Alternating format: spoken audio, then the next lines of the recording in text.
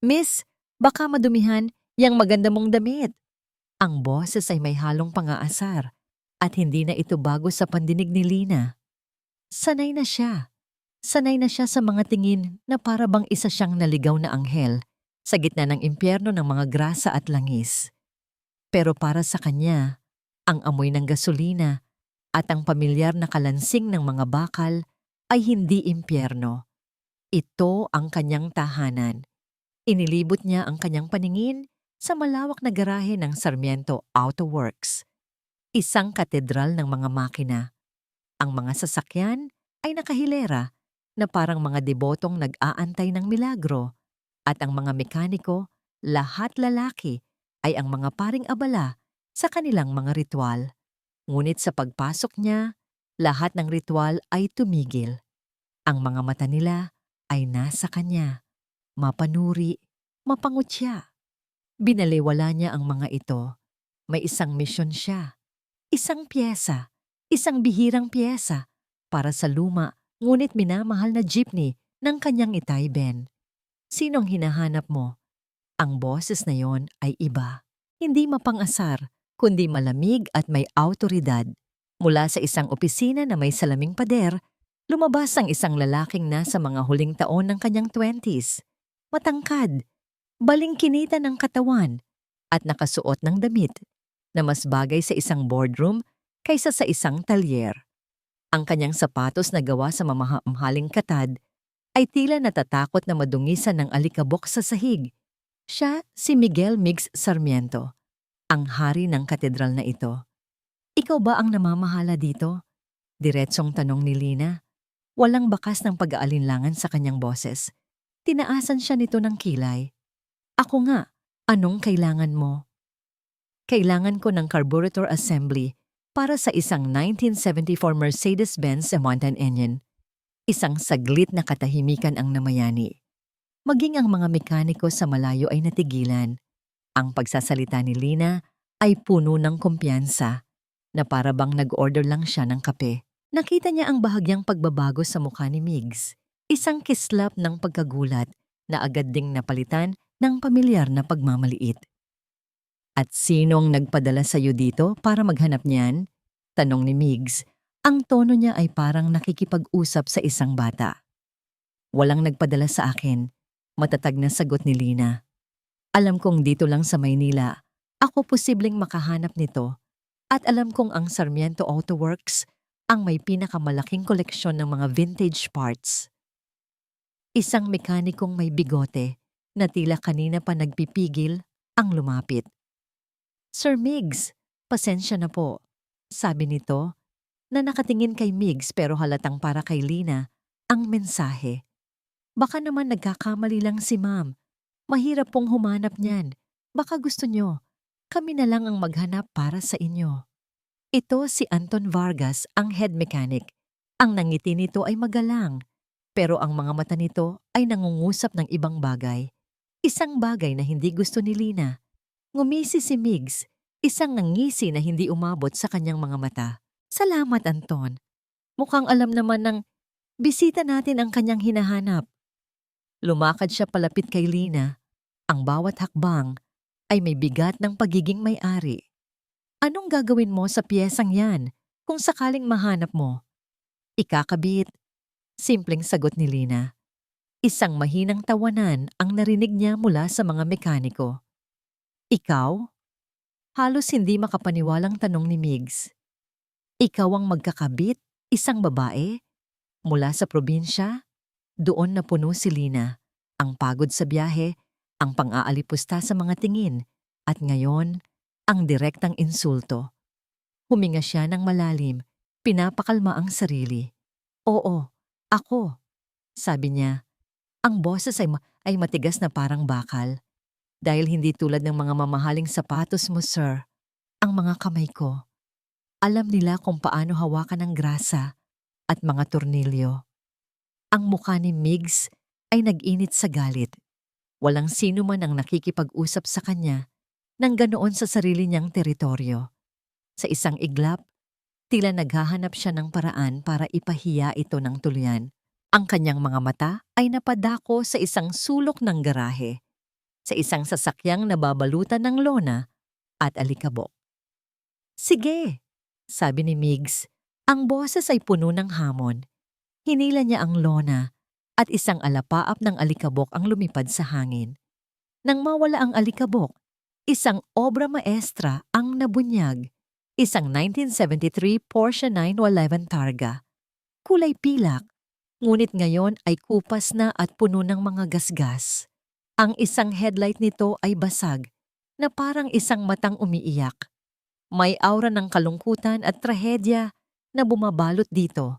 Namilog ang mga mata ng mga mekaniko.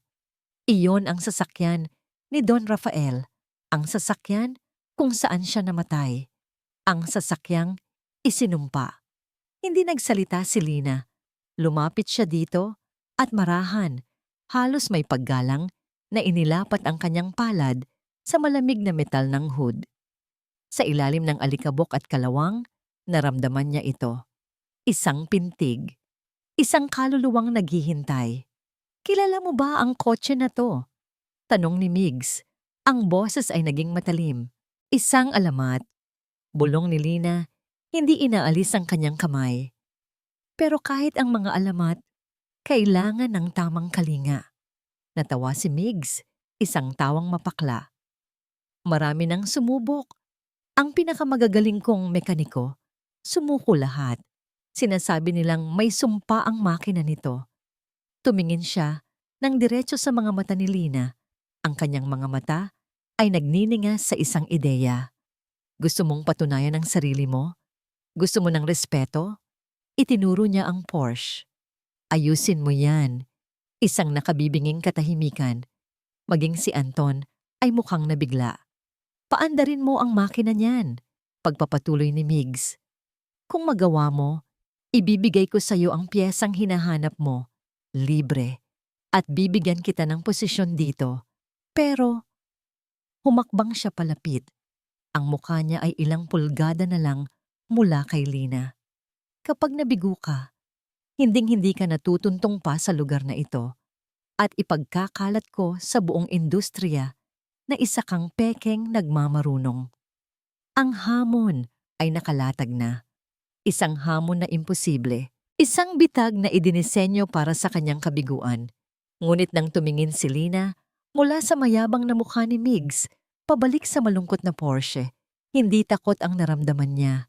Naramdaman niya ang isang koneksyon, isang pangako. Tumingin siyang muli kay Migs at sa kauna-unahang pagkakataon, isang maliit na ngiti ang sumilay sa kanyang mga labi. Isang nanangiting puno ng determinasyon. Trato hecho. Bago pa man makasagot si Migs, tumalikod na si Lina at naglakad pabalik sa Porsche na para bang kanya na ito. Narinig niya ang malakas na pagbaba ng bakal na pinto ng garahe sa kanyang likuran. Isang tunog na nagsasara sa kanya sa loob. Ngayon, siya na lang. At ang alamat na kailangan niyang buhayin. Mula sa malamig at tahimik na opisina niya, pinanood ni Mig Sarmiento ang lahat sa pamamagitan ng CCTV monitor. Ang babae, si Lina Reyes, kanina pa siya roon, halos isang oras na, ngunit hindi pa rin niya magawang alisin ang kanyang tingin sa screen. Inaasahan niyang makikita ang pagkabigo sa mukha nito, ang pag-aalinlangan, ang pagsuko. Pero wala. Sa halip, ang nakikita niya ay isang galaw na puno ng tiwala at layunin. Ang paraan ng pag-ikot nito sa Porsche ay hindi parang isang estranghero, kundi parang isang doktor na sinusuri ang isang matagal ng pasyente. Maingat. Puno ng respeto, hinaplos nito ang bawat gasgas, sinilip ang bawat siwang. Puro yabang, sabi ni Migs sa sarili. Pilit na kinukumbinsi ang sarili. Hanggang tingin lang yan. Pero kahit siya ay hindi naniniwala sa sariling iniisip. Mayroong kakaiba sa babaeng ito. Isang bagay na pamilyar. Isang bagay na matagal na niyang hindi nakikita sa sarili niyang mga mekaniko. Isang koneksyon sa makina. Isang bagay na laging sinasabi ng kanyang ama. Ang mga sasakyan, Migs, may kaluluwa yan. Pakinggan mo. Napailing si Migs. Kaluluwa. Isang sentimental na ideya mula sa isang nakaraang henerasyon Ang mahalaga ngayon ay epesyensya, bilis at kita. Sa monitor, nakita niyang lumapit si Anton kay Lina. May sinabi ito na may kasamang magalang ng ngiti. Tumango lang si Lina nang hindi man lang ito tinitingnan. Ang kanyang atensyon ay nakatuon sa pagbubukas ng hood ng Porsche. Nang tumalikod si Anton para kumuha ng gamit, aksidente nitong nasagi ang isang lalagyan ng gamit na langis. Kumalat ang itim at malagkit na likido sa sahig, malapit sa paanan ni Lina. "Pasensya na, miss." Narinig ni Migs ang sigaw ni Anton mula sa audio feed. Hindi kumibo si Lina. Umurong lang ito ng bahagya para iwasan ang langis at nagpatuloy sa ginagawa. Para kay Migs, isa lamang itong maliit na aberya. Isang katibayan ng pagiging kampante ng kanyang mga tauhan. Ngunit hindi niya mapigilang mapansin ang timing. Pinanood ni Migs habang sinimulang kalikutin ni Lina ang makina. Ang mga kamay nito, na kanina'y malinis, ay unti-unti nang nababalutan ng grasa. Ngunit ang bawat galaw ay tiyak, walang nasasayang na kilos. Inabot nito ang isang wrench at sa isang pihit, naramdaman niya agad. Tumigil ito. Nakakunot ang noo nito habang tinititigan ng isang bolt. Mula sa kinauupuan ni Migs, hindi niya makita kung ano ang problema. Ngunit nakita niya ang pagbabago sa kilos ni Lina. Mula sa pagiging mausisa, naging seryoso ito. Puno ng hinala. Dahan-dahan itong sinubukang higpitan ang bolt gamit ang kamay. At doon niya nakita, ang bolt ay maluwag. Masyadong maluwag para sa isang piyesang hindi nagagalaw sa loob ng maraming taon. Isang malamig na kuryente ang gumapang sa likod ni Migs. Imposible. Walang gumagalaw sa sasakyang yan. Ipinagbawal niya. Sumandal siya sa kanyang upuan. Ang mga mata ay nanliliit habang pinapanood ang bawat galaw ni Lina. Nakita niya kung paano ito maingat na kumuha ng isa pang kasangkapan, kung paano nito sinuri ang mga katabing pyesa. Biglang bumalik sa alaala ni Migs ang araw ng aksidente, ang ingay ng ambulansya, ang amoy ng nasusunog na goma, ang mukha ng kanyang ina na basang-basa sa luha, at ang sasakyang ito na dating simbolo ng kapangyarihan ng kanyang ama, ngayon ay isang basag na monumento ng kanilang kalungkutan. Isinumpa niya ang araw na yon. Isinumpa niya ang sasakyan. Kaya bakit ngayon, habang pinapanood niya ang babaeng ito, ay may bahagi sa kanya na gustong makitang umandar muli ang makina nito? Ikinuyom ni Migs ang kanyang mga kamao. Isang kahibangan. Ang sasakyang yan ay isang malagim na paalala. Isang ataul na bakal. Ang pag-andar niyon ay parang pagbuhay sa isang multo na matagal na niyang sinusubukang ibaon sa limot. Pero hindi niya maalis ang tingin sa screen. Pinanood niya habang si Lina, matapos suriin ang maluwag na bolt, ay hindi ito basta hinigpitan. Sa halip, mas lalo itong naging maingat. Ang mga mata nito ay parang sa isang agila. Sinusuyod ang bawat sulok ng makina na malapit sa bolt na yon. May hinahanap ito. Maya-maya'y kinuha nito ang isang maliit na salamin at flashlight. Sinilip nito ang isang bahagi na halos hindi na makita, isang lugar na alam ni Migs ay hindi kailanman pinapansin ng kanyang mga mekaniko. At doon, nakita ni Migs na natigilan ito. Dahan-dahan itong ipinasok ang kanyang mga daliri at may kinuha, isang bagay na napakaliit. Kasabay noon, tumayo si Lina at naglakad ng diretso patungo sa kanyang opisina. Napalunok si Migs at mabilis na umayos ng upo, nagpapanggap na abala sa mga papeles sa kanyang lamesa. Ilang segundo lang, may kumatok sa pinto ng kanyang opisina. Isang katok na matatag at walang pag-aalinlangan. "Pasok," sabi niya. Sinisikap na panatilihing malamig ang kanyang boses. Pumasok si Lina. Ang damit nito ay may mga mantsa na ng grasa. Ang kanyang mga kamay ay itim na. Ngunit ang mga mata nito ay nagliliyab. Hindi ito nagsalita. Lumapit lang ito sa kanyang mamahaling lamesa at marahang inilapag ang dalawang bagay. Ang una ay ang maluwag na bolt. Ang pangalawa ay isang maliit na piraso ng metal, isang retaining clip na halatang-halata na pinutol, hindi natural na naputol. Ang dulo nito ay may sariwang gasgas. Ano to? Tanong ni Migs. Kahit alam na niya. Ang una ay babala, sabi ni Lina. Ang boses ay kalmado, ngunit may bigat. Ang pangalawa ay patunay. Sumandal si Migs sa kanyang upuan, pinagkrus ang mga braso. Patunay ng ano? Na hindi mo kaya ang trabaho at ngayon ay gumagawa ka ng mga kwento? Isang kislap ng pagkadismaya ang dumaan sa mga mata ni Lina. Akala ko ba gusto ninyong malaman ang totoo?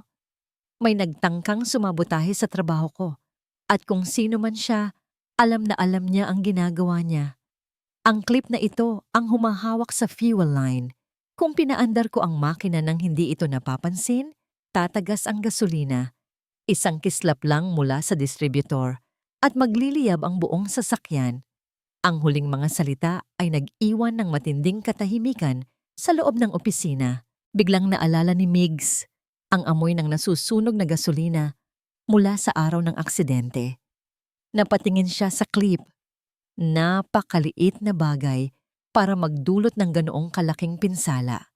Ngunit ang pride niya ay mas malakas. Ang pag-amin na tama si Lina ay pag-amin na wala siyang kontrol sa sarili niyang pamamalakad. Isang kahinaan. Baka ikaw ang gumawa niyan.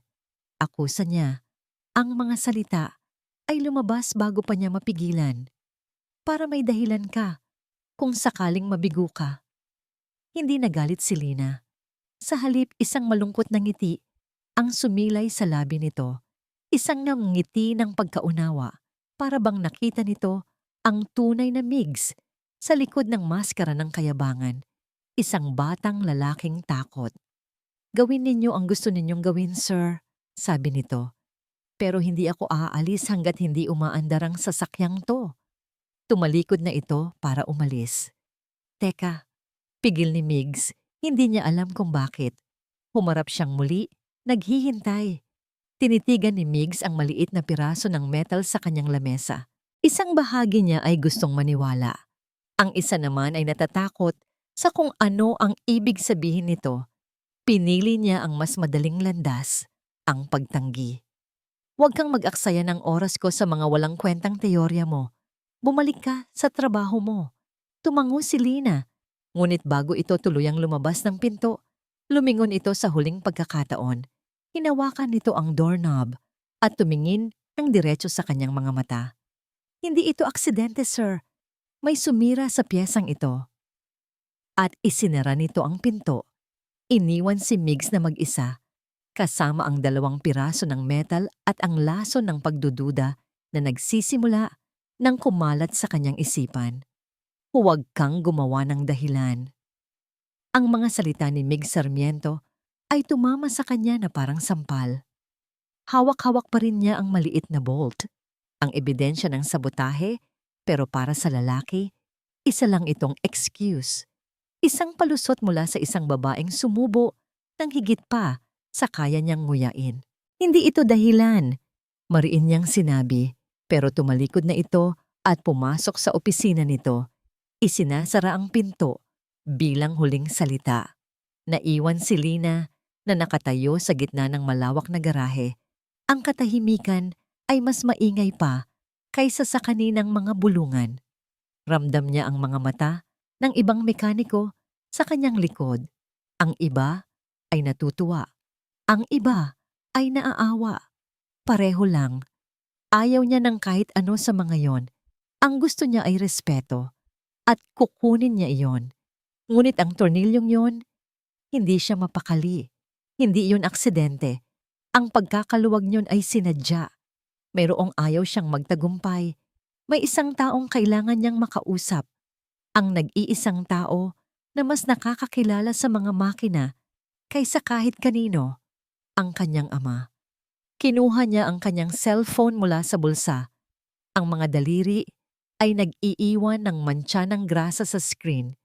Humanap siya ng isang sulok sa likod ng isang poste kung saan walang makakarinig sa kanya at idinayal ang numero ni Mang Ben. Anak, kumusta? Nahanap mo ba ang piyesa? Masayang bati nito sa kabilang linya. Ang pamilyar na init sa boses ng kanyang ama ay pansamantalang nagbigay ginhawa sa kanya. Huminga ng malalim si Lina. Itay, may tanong po ako. May alam po ba kayo tungkol sa Sarmiento Auto Works? Isang saglit na katahimikan. Naputol ang masayang tono sa kabilang linya. Sarmiento, bakit mo naman natanong anak? Ang boses ni Mang Ben ay biglang naging maingat. Nandito po ako ngayon. May tinanggap akong trabaho. Ano? Umalis ka dyan, Lina. Ang sigaw ng kanyang ama ay puno ng pag-aalala. Halos takot. Isang reaksyong hindi niya inaasahan. Huwag kang magtagal dyan. Nagulat si Lina. Hindi niya kailanman narinig na ganito ang kanyang ama. Pero Itay, bakit po? Ito na ang pagkakataon ko para patunayan. Walang dapat patunayan. Putol nito. May mga bagay kang hindi naiintindihan. Ang lugar na yan. Delikado. Umuwi ka na. Nakikiusap ako. Nitay, ano po ba ang kinalaman ninyo sa mga Sarmiento? Giit niya. Ang pagkalito ay nagsisimula ng maging pagkadismaya. Ngunit ang narinig lang niya ay isang malalim na buntong hininga. Basta umuwi ka na. At ibinaba nito ang tawag. Napatitig si Lina sa kanyang cellphone. Ang isip ay gulong-gulo. Ang takot sa boses ng kanyang ama ay totoo. At iyon ang mas nagbigay sa kanya ng dahilan para manatili. Mayroong koneksyon. Isang lihim na itinatago sa kanya. Ibinalik niya ang kanyang atensyon sa Porsche. Kung may sagot man, narito lang iyon sa loob ng bakal na katawan nito. Lumipas ang mga oras. Ang ingay ng garahe ay unti-unting napalitan ng katahimikan ng gabi. Isa-isang nagsiwian ng mga mekaniko, nag-iiwan ng mga paalam na may halong pang-aasar. Ngunit si Lina ay nanatili. Sa ilalim ng liwanag ng isang solong ilaw, nagtrabaho siya. Bawat piyesa ay kanyang tinanggal, nilinis, at sinuri. Hindi lang para ayusin ang sasakyan, kundi para maghanap ng mga bakas, ng mga sagot. Ang bawat kalawang ay kwento. Ang bawat gasgas ay alaala. Sa isang iglap, napansin niyang bumukas ang pinto ng opisina ni Migs. Nakita niya itong may tinitingnan sa isang lumang filing cabinet, nagbubuklat ng mga folder na puno ng alikabok. Marahil ay hinahanap ang pangalan ng kanyang ama sa mga lumang record ng empleyado. Pagkatapos ng ilang minuto, sumuko ito at padabog na isinara ang cabinet bago umalis nang walang lingon likod. Hindi mo makikita ang pangalan niya dyan, naisip ni Lina. Dahil kung ano man ang nangyari, sinigurado nilang hindi ito maisusulat. Nagpatuloy siya sa pagtatrabaho. Napadako ang kanyang atensyon sa isang lumang bahagi ng fuel distributor. Isang piraso ng metal na mukhang hindi pa nagagalaw sa loob ng 20 taon. Makapalang dumi at natuyong langis na bumabalot dito. Dala ng kanyang determinasyon, kumuha siya ng basahan at panlinis. Habang kinukuskus niya ang piyesa, isang marka ang unti-unting lumitaw. Sa una, inakala niyang gasgas lang, pero habang lalo niyang nililinis, naging malinaw ito. 3 letra. Nakahilata, halos hindi na mabasa, ngunit nandoroon. BEN, napahinto sa paghinga si Lina. Hinaplos niya ang mga letra. Ito na. Ito ang koneksyon. Ang pangalan ng kanyang ama, inukit sa puso mismo ng makinang ito. Mukhang seryoso ka talaga dyan. Isang boses ang bumasag sa kanyang pag-iisip. Si Anton. Hindi niya namalayang nakalapit na pala ito. May dalang 2 tasa ng kape. Hindi ko akalaing magtatagal ka ng ganito, sabi nito. Iniabot ang 1 tasa sa kanya. Nag-aalangan man ay tinanggap ito ni Lina. Kailangan kong tapusin ang sinimulan ko, sagot niya. Umupo si Anton sa isang malapit na upuan. Huwag mong masyadong dibdibin ang sinabi ni Sir Migs. Ganoon lang talaga yon. Laging may kailangang patunayan. Humigop ito ng kape. Lalo na't anino siya ng ama niya. Si Don Rafael, mahirap na tao. Magaling, pero mahirap pakisamahan. Marami siyang nasaktan. Ang mga salita ni Anton ay tila puno ng pakikiramay. Ngunit mayroong kakaiba sa tono nito. Isang pait na hindi maitago. Pero hindi na iyon ang pinapansin ni Lina. Ang isip niya ay nasa ukit. Sa tawag, sa lihim ng kanyang ama. Nang makaalis si Anton, muling ibinalik ni Lina ang kanyang tingin sa piyesa. Mabilis niyang kinuha ang kanyang cellphone. Inilawan niya ang ukit. Siniguradong malinaw ito at kinuhaan ng litrato. Binuksan niya ang kanyang messages at ipinadala ang larawan kay Mang Ben. Walang paliwanag. Walang tanong. Isang linya lang ng text ang kasunod nito. Isang mensaheng puno ng bigat at pakiusap. Itay, kailangan kong malaman ang totoo. Kinabukasan, pumasok si Mig sa Sarmiento Auto Works na may dalang bigat sa kanyang dibdib na hindi niya maipaliwanag. Ang imahe ng maliit na putol na clip ay hindi na alis sa kanyang isipan buong gabi. Isang kasinungalingan o isang katotohanang ayaw niyang harapin. Pagpasok niya sa kanyang opisina, agad niyang nakita si Lina sa mga monitor. Nandoon na ito, mas maaga pa sa kanya, nakayuko na naman sa makina ng Porsche na para bang walang nangyari. Ang determinasyon nito ay nakakainis, pero sa isang sulok ng kanyang isipan na ayaw niyang aminin, kahanga-hanga rin. "Sir Miggs, may bisita po kayo," sabi ng kanyang sekretarya sa intercom. Isang Ginoong Ben Reyes daw po. Tatay daw po ni Miss Lina. Napahinto si Miggs, Ben Reyes. Ang pangalan mula sa ukit. Ang ama. Ang pagdating nito ay masyadong mabilis. Masyadong nagkataon. "Papasukin mo siya," utos niya. Ang boses ay mas matigas kaysa sa kanyang inaasahan. Ilang sandali pa, bumukas ang pinto. Pumasok ang isang lalaking nasa mga 50 anyos. Simple ang pananamit. May mga kalyo sa kamay na nagsasabi ng kwento ng habambuhay na pagtatrabaho at may mga matang malumanay ngunit may bakas ng pag-iingat. Walang bahid ng grasa, ngunit alam ni Miggs, ito ay isang taong kauri ng mga makina. Tumayo si Miggs, hindi para magbigay galang, kundi para magpakita ng kapangyarihan. Tinitigan niya ang lalaki mula sa likod ng kanyang malaking mesa. "Anong maipaglilingkod ko sa inyo, Ginoong Reyes?" "Gusto ko lang sanang kausapin ang anak ko," magalang na sagot ni Mang Ben, ngunit ang mga mata nito ay nakatitig ng diretso kay Miggs. Walang takot. Habang nakatitig si Miggs sa mukha ng matanda, isang pira-pirasong alaala ang biglang lumitaw sa kanyang isipan. Isang mainit na hapon, maraming taon na ang nakalipas. Bata pa siya noon, naglalaro sa garahe habang ang kanyang ama, si Don Rafael, ay may kausap na isang lalaking nakatalikod. Narinig niya ang malakas na tawa ng kanyang ama. "Ikaw talaga, Ben. Ikaw lang ang may pinakamagagaling na kamay sa buong Pilipinas." Ang alaala ay lumipas na kasing bilis ng pagdating nito.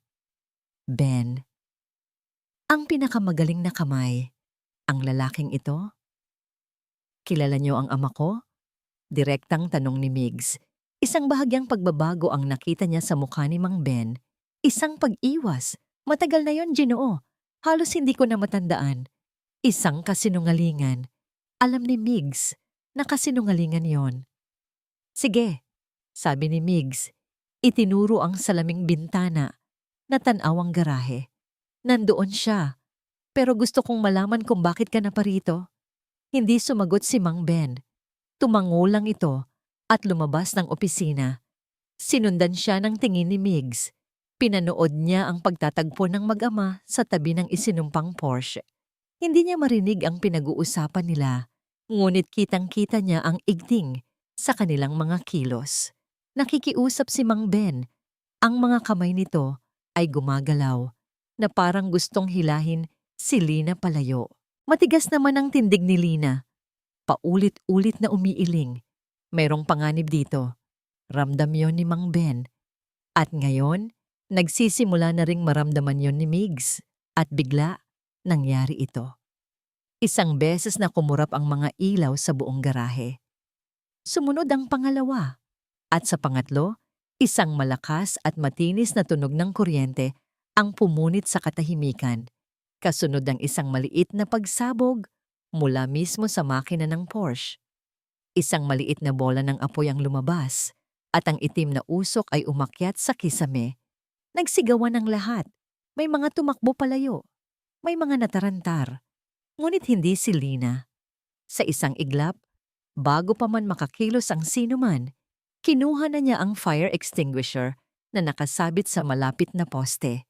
Mabilis niyang tinanggal ang pin at itinutok sa apoy. Sa loob ng ilang segundo, ang apoy ay nawala. Napalitan ng puting kemikal at ng masangsang na amoy ng nasunog na wire. Napatayo si Migs. Ang puso niya ay dumadagundong. Tumakbo siya palabas ng opisina. Naabutan niya ang eksena. Si Mang Ben ay yakap-yakap ang nanginginig na si Lina. Ang mga mekaniko ay nagkukumpulan sa malayo at si Anton ay sumisigaw, "Ayos lang ba kayo? Tumawag kayo ng tulong. Bilis!" Pero hindi sa kanila nakatingin si Migs. Ang mga mata niya ay nasa Porsche, sa nasunog na bahagi ng makina. Isang maluwag na bolt, isang putol na clip, at ngayon, isang biglaang short circuit. Hindi. Hindi ito maaaring maging coincidence. Hindi ito kapabayaan, ito ay sinadya. Si Lina, nang kumalas sa yakap ng ama, ay tumingin sa kanya. Sa mga mata nito, wala siyang nakitang takot. Ang nakita niya ay isang tahimik na akusasyon. "Di ba't sinabi ko sa'yo?" Sa wakas, naniwala si Migs. Totoo ang lahat. Mayroong ahas sa loob ng kanyang paraiso. Isang taong gustong saktan si Lina, o sirain ang pamana ng kanyang ama, o pareho. Ang pag-atake na ito ay mas matindi, mas delikado. Ang kanyang tingin ay lumipat kay Anton, na ngayon ay abalang-abala sa pag-uutos sa mga tao na maglinis. Ang muka ay puno ng pag-aalala. Ngunit sa likod ng lahat ng iyon, may nakita si Migs. Isang kislap sa mga mata nito na hindi angkop sa sitwasyon.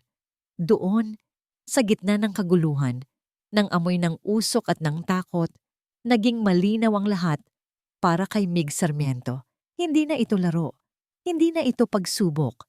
Ito ay isang laban para sa kanyang legacy at kailangan na niyang kumilos. Naglakad siya palapit sa eksena. Ang kanyang mga yabag ay mabigat at may awtoridad. Tumahimik ang lahat nang makita siya. Ang kanyang mga mata ay hindi lumayo kay Anton. "Anton," sabi niya, ang boses ay malamig at kontrolado. "Ipakuha mo ang lahat ng CCTV footage, ngayon din." Ang resulta ng pagsusuri sa CCTV ay nakakadismaya, pero inaasahan na. May isang blind spot malapit sa Porsche, isang perpektong lugar para kumilos ang sinumang may masamang intensyon. At ang footage mula sa oras bago ang insidente, sa hindi maipaliwanag na dahilan, ay corrupted. Sinisigurado niyang walang ebidensya. Sabi ni Migs, ang panga ay naninigas sa galit habang nakatitig sa static na screen. Sa unang pagkakataon, hindi na ito ang mayabang na boss. Ito na ang isang taong ang teritoryo ay nilapastangan. Nakatayo si Lina sa tabi niya sa loob ng control room, tahimik na nagmamasid. Pinauwi na niya ang kanyang ama na may mabigat na bilin na mag-ingat siya. Ngayon, silang dalawa na lang ni Migs ang natira, pinag-isa ng isang hindi nakikitang kalaban. Ang tanging lugar na lang na may sagot ay ang kotse. Sabi ni Lina, walang salitang nagkaintindihan, sabay silang bumalik sa garahe. Ang amoy ng usok ay nanunuot pa rin sa hangin. Sa ilalim ng malupit na ilaw, ang Porsche ay mukhang mas malungkot. Isang biktima ng karahasan. Nagsimula silang magtrabaho. Hindi na ito isang pagsubok. Isa na itong investigasyon. Ang dating mga patutsada at pagmamaliit ay napalitan ng isang tahimik at propesyonal na kooperasyon. Yung socket wrench, 10 liblom, sabi ni Migs, ang kamay ay nakalahad. Iniabot ito ni Lina Nang hindi man lang tumitingin, ang kanyang atensyon ay nasa isang kumpol ng mga wire. May nakita akong abrasion dito. Mukhang sinadyang kinaskas para lumabas ang copper, sabi niya. Lumapit si Migs. Ang kanilang mga balikat ay halos magkadikit habang tinitingnan ang ebidensya. Sa isang sandali, ang kanilang mga kamay ay nagkadikit habang inaabot ang isang wire. Pareho silang napahinto. Isang kuryenteng mas malakas kaysa sa short circuit kanina ang dumaloy sa pagitan nila. Mabilis na binawi ni Migs ang kanyang kamay. Isang bahagyang pamumula ang lumitaw sa kanyang mga pisngi bago siya tumalikod. Nagpatuloy sila sa paglilinis at pagsusuri.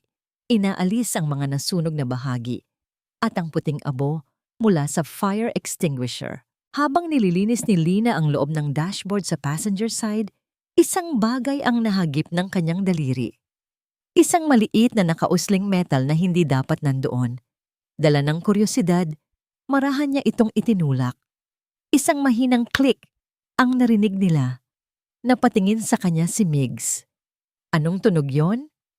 Kasabay noon, isang maliit na pinto na perpektong nakatago sa ilalim ng glove compartment ang bahagyang bumukas. Isang secret compartment. Nagkatinginan sila. Ang kanilang mga mata ay parehong nanlalaki sa pagkagulat. Dahan-dahang hinila ni Lina ang maliit na pinto. Sa loob, may isang bagay na nakabalot sa lumang katad. Isang pitaka ng lalaki. Makapal ito sa alikabok, ngunit halatang mamahalin at inalagaan noong kapanahunan nito. Sa papay yan. Halos pabulong na, sabi ni Migs. Ang boses ay puno ng pagkamangha. Maingat na kinuha ni Lina ang pitaka. Ang katad ay nanigas na dahil sa katagalan. Nang buksan niya ito, isang amoy ng lumang papel at alaala ang sumalubong sa kanila. May ilang luma at kupas na business card, isang resibo mula sa isang gasolinahan na matagal nang sarado, at sa likod ng lahat, isang litrato na nakatupi sa gitna. Nanginginig ang kamay ni Lina habang binubuklat niya ito. Ang litrato ay lumana, ang mga kulay ay halos naglaho na, ngunit ang mga ngiti ng mga tao dito ay malinaw pa rin. Dalawang binatang lalaki, ang kanilang mga braso ay nakaakbay sa isa't isa, nakatayo sa harap ng isang bagong-bago at kumikinang na Sarmiento Auto Works. Ang isa ay isang batang Don Rafael Sarmiento. Ang kanyang mukha ay puno ng pangarap at ambisyon, at ang isa pa, napahinto sa paghinga, si Lina. Ang kasama nito na may parehong saya sa mga mata ay isang batang Ben Reyes, ang kanyang ama. Sa litratong iyon, hindi sila mukhang amo at empleyado. Mukha silang magkapatid, ngunit hindi iyon ang nakapagpatigil sa mundo ni Lina. Sa tabi nila, may isang magandang babae na hindi niya kilala. At sa mga bisig ng babaeng iyon, may isang sanggol na nakabalot sa puting lampin. Isang sanggol na may kaparehong mga mata ni Don Rafael. Ang tingin ni Lina ay lumipat mula sa sanggol sa litrato at sa hindi malamang dahilan, napadako ito sa kabilang dulo ng garahe. Nakita niya si Anton Vargas, nag-aayos ng mga gamit na katalikod sa kanila. Habang pinagmamasdan niya ang tindig nito, ang hubog ng kanyang ulo, isang bagay na pamilyar at nakakabagabag ang gumuhit sa kanyang isipan. Isang pagkakahawig na hindi niya lubos mapangalanan, pero nandoon. Bumalik ang tingin niya sa litrato. Ang puso niya ay kumakabog ng malakas sa kanyang dibdib. Naramdaman niyang lumapit si Migs. Ang tingin nito ay nakatuon din sa litrato. Ang kanyang paghinga ay naging mabigat. Nakita niya ang pagkalito sa mukha nito nang makilala ang batang bersyon ng ama ni Lina. Ngunit nang ang mga mata nito ay mapunta sa babae at sa sanggol, ang pagkalito ay napalitan ng isang blangkong ekspresyon. Tila tinitingnan niya ang mga taong hindi niya kailanman nakita sa buong buhay niya. "Itay mo ba to?" tanong ni Migs. Ang boses ay halos hindi marinig. Tinuturo niya si Mang Ben sa litrato. Tumango si Lina, hindi magawang magsalita. Ang kanyang isip ay naglalakbay. Sinusubukang pagtagpi-tagpiin ang mga piraso. Ang takot ng kanyang ama, ang ukit sa makina, at ngayon, ang litratong ito. Magkaibigan sila, bulong niya.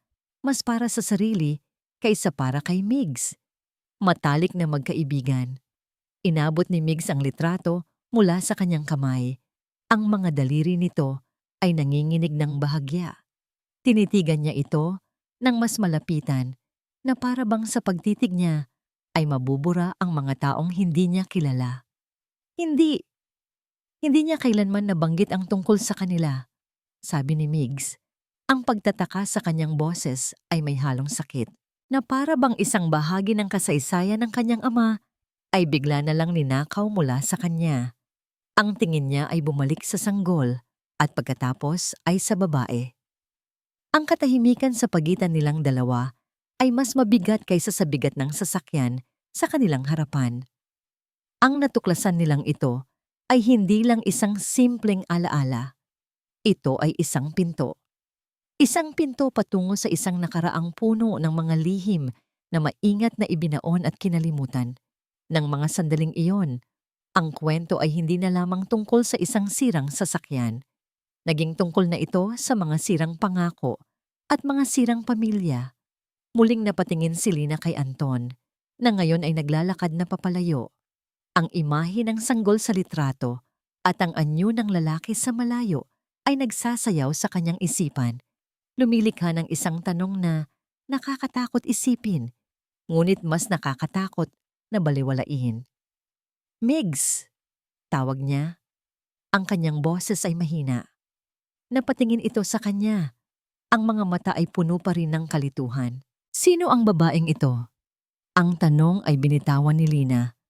Ngunit nakabitin ito sa hangin. Isang tanong na alam niyang pareho silang kailangang masagot. Gaano man kasakit ang katotohanang naghihintay sa kanila. Nakatitig si Migs sa litrato na nakapatong sa kanyang mamahaling mesa. Ang mga ngiti ng tatlong tao mula sa nakaraan ay tila nangungutya sa kanya.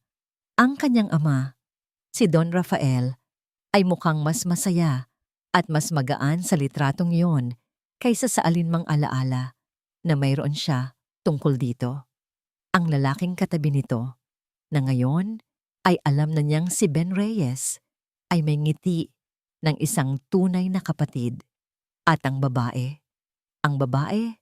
at ang sanggol ang sentro ng lahat ng katanungang bumabagabag sa kanya. Ipinatawag niya si Mang Ben pabalik sa kanyang opisina. Si Lina ay nanatili sa labas, nagbibigay sa kanila ng espasyo, ngunit ramdam ni Migs ang presensya nito sa kabilang panig ng salamin, isang tahimik na saksi. Pumasok si Mang Ben. Ang muka ay kalmado, ngunit ang mga mata ay pagod na. Sino siya?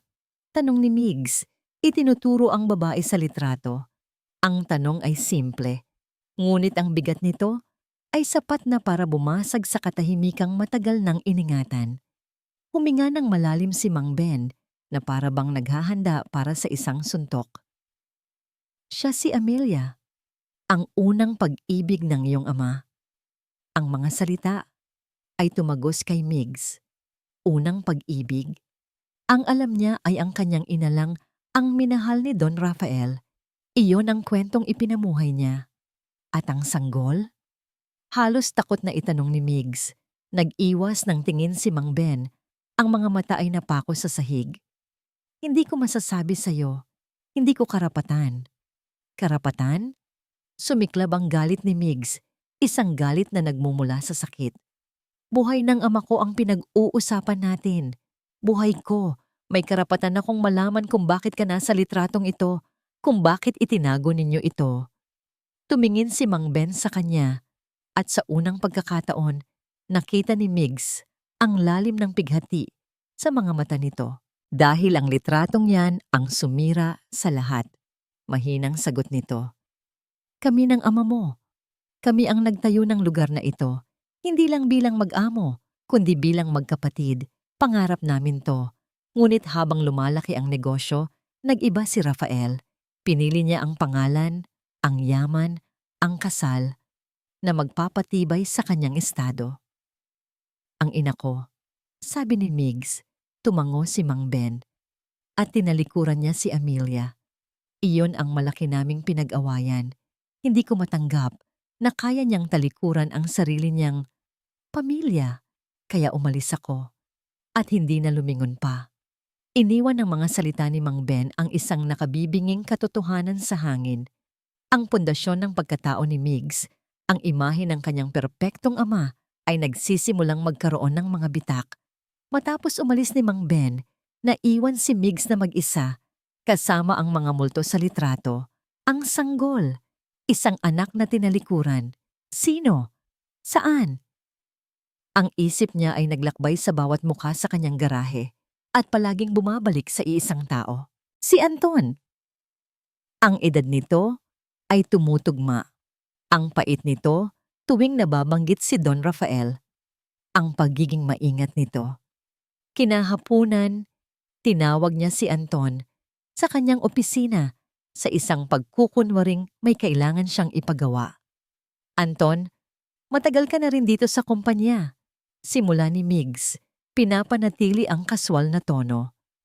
Pero parang hindi ko pa naririnig ang kwento mo. Saan ka ba galing? Ngumiti si Anton, ang nangiting laging nakahanda. Dito lang din po sa Quezon City, sir.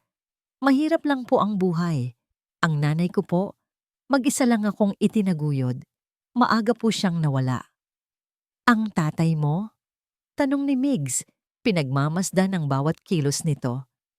Nagbago ang mga mata ni Anton sa isang iglap. Isang kislap ng galit na agad ding nawala. Napalitan ng isang malungkot ng ngiti. Hindi ko po siya nakilala, sir. Sabi ni nanay, iniwan daw kami para sa mas magandang buhay. Ang mga salita ay simple, pero ang bigat ay ramdam ni Migs. Isang kwentong paulit-ulit ng sinabi, isang sugat na paulit-ulit ng tinakpan. May mali. Ramdam ni Migs. Masyadong malinis ang sagot, masyadong ensayado. Gabi na nang makaalis si Anton at ang iba pang mekaniko. Naiwan si Migs, nakaupo sa dilim ng kanyang opisina. Ang tanging liwanag ay mula sa ilaw ng garahe sa labas. Ang bigat ng mga sikreto ay dumadagan sa kanyang balikat. Ang kanyang ama ay hindi pala ang santong kanyang kilala. At may isang kapatid, marahil siya, sa labas na puno ng galit at paghihiganti. Isang mahinang katok ang narinig niya sa pinto. Bumukas ito at pumasok si Lina. May dalang 2 tasa ng mainit na kape. Mukhang kailangan mo to, sabi niya. Inilapag ang isang tasa sa kanyang mesa. Hindi siya nagsalita. Tumingin lang siya kay Lina. Sa gitna ng lahat ng kasinungalingan, ang presensya nito ang tanging bagay na parang totoo. Ang mga ama, basag ni Lina sa katahimikan. Minsan, mas komplikado sila kaysa sa pinakakomplikadong makina. Napatingin si Mig sa kanya. Ang ama mo, mukhang simple lang siyang tao. Ngumiti si Lina. Simple, pero may mga sikreto rin, katulad ng lahat. Nag-usap sila. Hindi tungkol sa Porsche o sa sabotahe. Nag-usap sila tungkol sa mga pangarap, sa bigat ng mga apelyido, sa kung paano minsan ang mga kasalanan ng mga magulang ay nagiging pasanin ng mga anak. Sa mga sandaling iyon, hindi siya si Mig Sarmiento, ang boss, at hindi rin si Lina Reyes, ang hamak na mekaniko. Sila ay 2 taong naghahanap ng katotohanan. Nang umalis si Lina, naiwan kay Migs ang isang pakiramdam ng kalinawan. Tapos na ang pag-aalinlangan. Kailangan niya ng katiyakan. Naalala niya ang baso ng tubig na ininuman ni Anton kanina sa opisina. Hindi pa yun naitatapon ng tagalinis. Mabilis siyang tumayo, kumuha ng isang malinis na plastic bag at maingat na pinulot ang baso. Sinisiguradong ang mga dulo lang ng daliri niya ang hahawak dito. Kinabukasan, dinala niya ito sa isang pribadong laboratorio. Makalipas ang 1 araw, habang nakaupo siya sa kanyang opisina at hinihintay ang hindi niya alam kung ano, tumunog ang kanyang cellphone. Isang numerong hindi pamilyar. Sinagot niya ito. Hello? Good morning, is this Mr. Miguel Sarmiento? Yes, speaking. Sir, tumatawag po ako mula sa DNA Diagnostic Center. May resulta na po kami. Isang araw ang lumipas matapos ang pag-uusap ni Migs at ng kanyang ama. At sa buong araw na yon, isang bagong Mig Sarmiento ang nakasama ni Lina sa garahe. Wala na ang kayabangan, wala na ang mapanuring tingin. Napalitan ito ng isang malalim na katahimikan, isang bigat na tila pasan-pasan niya sa kanyang mga balikat. Madalas, nahuhuli niya itong nakatitig sa kawalan, ang isip ay malayo. Nalulunod sa isang dagat ng mga alaalang hindi abot ni Lina. Alam niyang may kinalaman ito sa resulta ng DNA test. Alam niyang kinumpirma nito ang kanyang hinala. Si Anton, ang kanyang kapatid, ang kanyang kaaway. Hindi nagtanong si Lina, hinayaan niya lang ito. Sa halip, ibinuhos niya ang lahat ng kanyang atensyon sa makina ng Porsche. Ito ang kanilang naging kanlungan, ang kanilang naging paraan ng pakikipag-usap nang hindi gumagamit ng mga salita. Mukhang kailangan nating i-recalibrate ang timing, sabi ni Lina. Mas para sa sarili niya kaysa para kay Migs. Gamitin mo yung stroboscope sa cabinet B. Sagot ni Migs. Ang boses ay mahina, ngunit nandoon. Hindi na ito naguutos. Nakikipagtulungan na ito. Habang nagtatrabaho sila, napansin ni Lina ang pagbabago sa paraan ng pagtingin nito sa kanya. Dati, ang tingin nito ay puno ng pagdududa. Ngayon, habang pinagmamasdan siya nito na maingat na inaayos ang mga distributor cap, ang nakikita niya sa gilid ng kanyang mga mata ay paghanga. Isang paggalang na ipinagkait nito sa kanya noong una. May isang pagkakataon, sabay nilang inabot ang isang maliit na screwdriver sa masikip na espasyo sa pagitan ng makina at ng chassis. Ang likod ng kanyang kamay ay dumampi sa kamay nito. Isang saglit lang, ngunit sapat na para magpadala ng isang kuryente sa kanyang buong braso. Isang kakaibang kaba ang gumapang sa kanyang dibdib, isang init na hindi galing sa makina. Mabilis nitong binawi ang kamay na para bang napaso. Hindi sila nagkatinginan. Pagkatapos ng maraming oras ng masusing pagtatrabaho, dumating ang sandali ng katotohanan. Okay, subukan natin, sabi ni Lina. Pinupunasan ng pawis sa kanyang noo gamit ang likod ng kanyang kamay. Dahan-dahan lang. Umupo si Migs sa driver's seat. Tumingin muna ito sa kanya sa huling pagkakataon na para bang humihingi ng permiso. Tumango si Lina. Ipinasok ni Migs ang susi. Huminga siya ng malalim at dahan-dahang pinihit ito. Sa una, wala.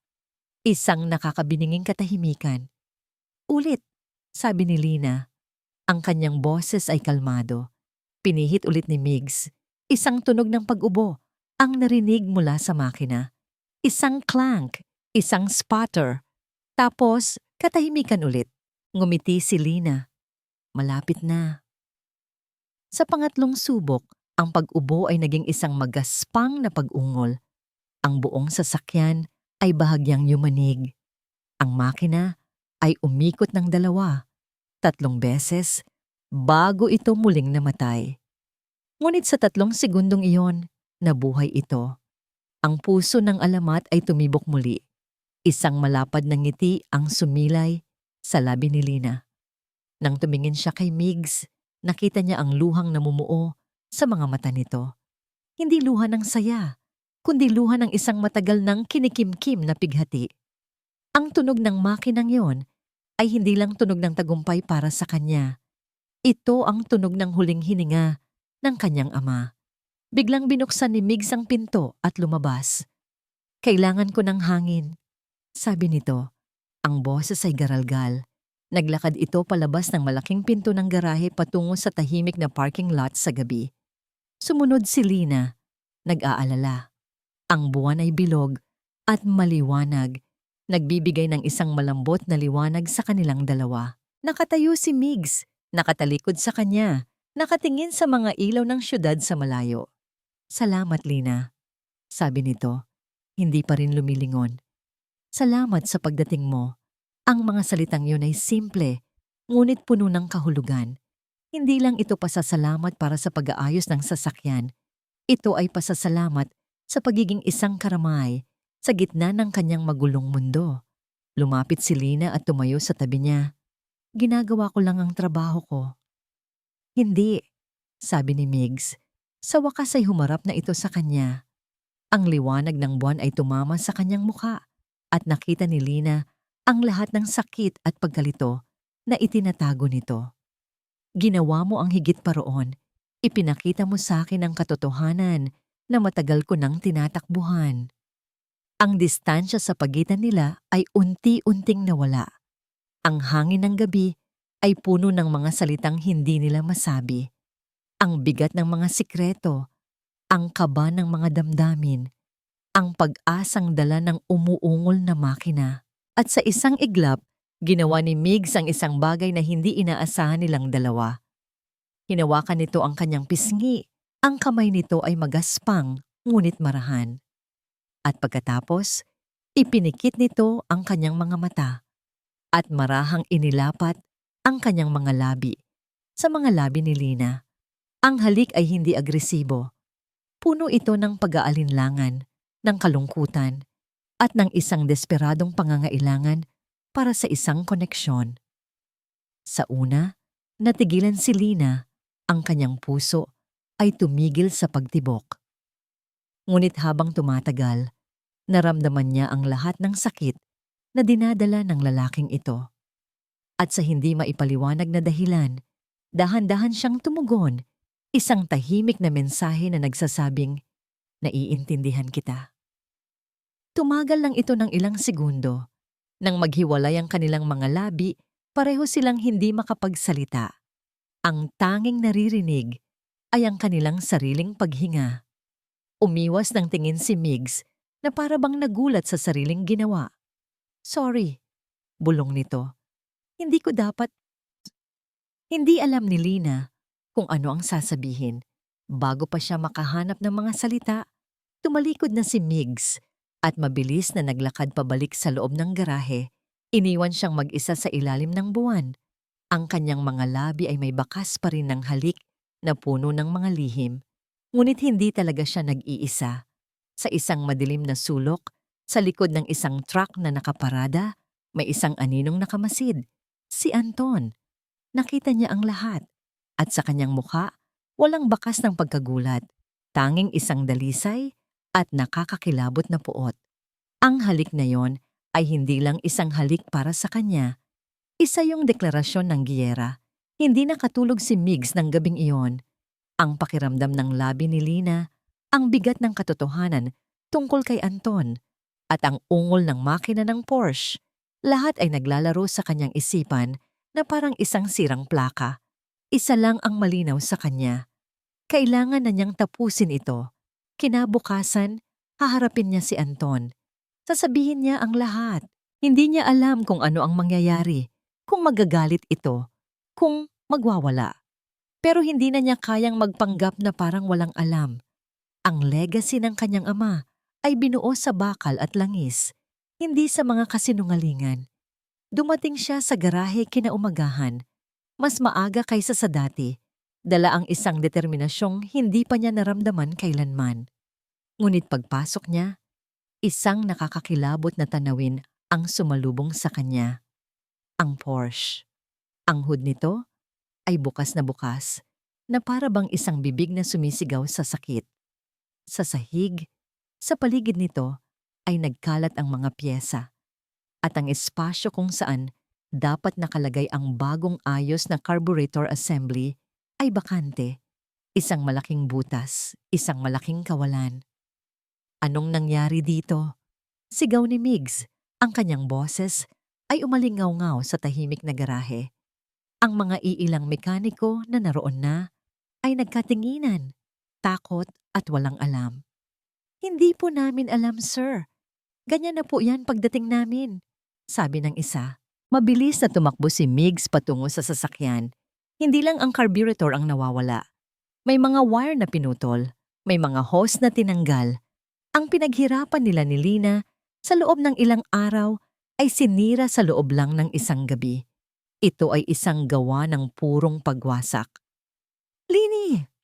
sigaw niya. Hinahanap ang dalaga. Lumabas ito mula sa maliit na supply room. Ang mukha ay nagpapakita ng parehong pagkagulat. Nang makita nito ang Porsche, ang mga mata nito ay nanlaki sa hindi makapaniwalang sakit. "Hindi!" bulong nito. "Security!" sigaw ni Migs. "Nasaan ang security?" Ilang sandali pa, dumating ang night shift guard, namumutla at nanginginig.